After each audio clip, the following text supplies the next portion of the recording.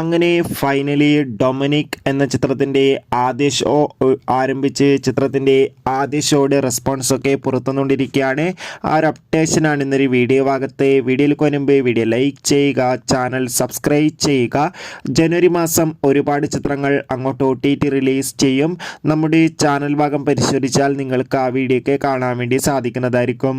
മമ്മൂട്ടി, ഗോകുൽ സുരേഷ് എന്നൊക്കെ പ്രധാന കഥാപാത്രങ്ങളായെത്തി ഇന്ന് ജനുവരി 23 റിലീസിനെത്തിയ ചിത്രമായിരുന്നു Dominic and the ladies purse. ഏവരും ഏറെ ആകാംക്ഷയോടെ ചിത്രത്തിൻ്റെ റിലീസിനായി കാത്തിരിക്കുകയായിരുന്നു. ഫൈനലി ചിത്രത്തിൻ്റെ ആദ്യ ഷോ ഇപ്പോൾ കേരളത്തിലെ വിവിധ തിയേറ്ററുകളിൽ അവസാനിക്കുമ്പോൾ ചിത്രത്തിന് മികച്ചൊരു പോസിറ്റീവ് റെസ്പോൺസ് തന്നെയാണ് പുറത്തുകൊണ്ടിരിക്കുന്നത്.